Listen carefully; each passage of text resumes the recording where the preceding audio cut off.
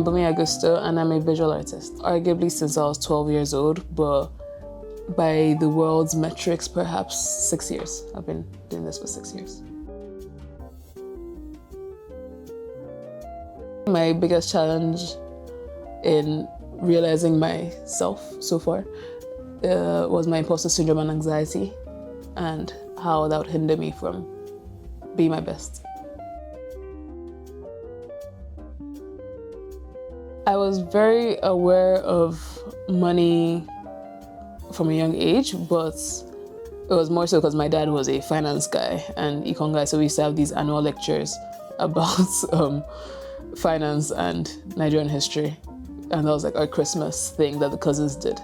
So I was aware of it, and knew that there were going to be techniques in the future to maintain the money you get, and that is not as easy to keep as people think. Currently, with money, I think I save a lot, but I also spend a lot. But somehow I managed to save more than one would expect. So.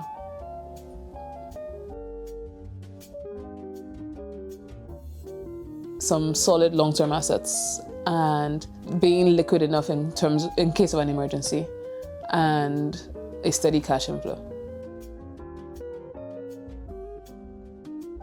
Financial freedom to me is independence and freedom to kind of live as you please. Again, not excessively, but comfortably.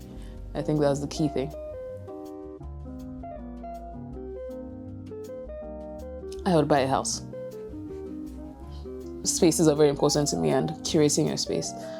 And I would probably have, what I would do the rest. I mean, just generally long-term assets. I think if I get that much, it's more about building something that will allow my life to be comfortable for the next 5 years. So even if it's certain investments, 5-10 years. Actually, £10 million, 15, 15 years.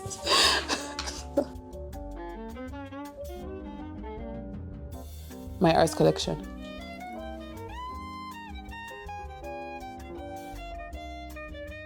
Video games.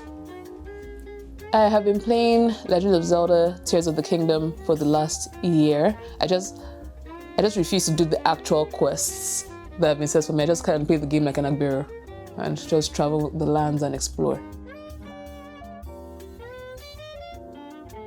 Seafood pasta. I've thought about this a lot lately.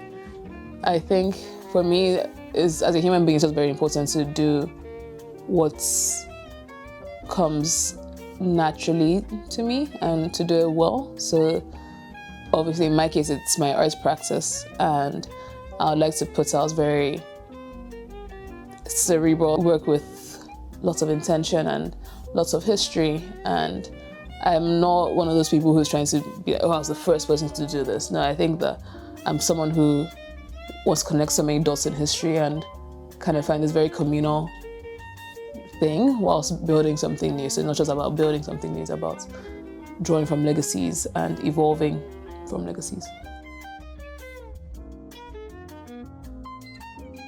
Say no. I know that they respect stability politics, well, respect politics with that, but I think I have a line, and thankfully I have a reputation amongst adults to still say it as it is. So in that case, sorry uncle, sorry auntie, I can't do that. I mean, blackness is a reflective state of difference. I think it's experienced in different ways. I always say that in the context of the UK, I became black when I moved here for education when I was 16, because although I am black, I grew up in Nigeria, which is racially homogenous, and you have to think about your blackness every day, and growing up thinking about your blackness every day does affect your psyche and experience in a way that is not the same if you don't.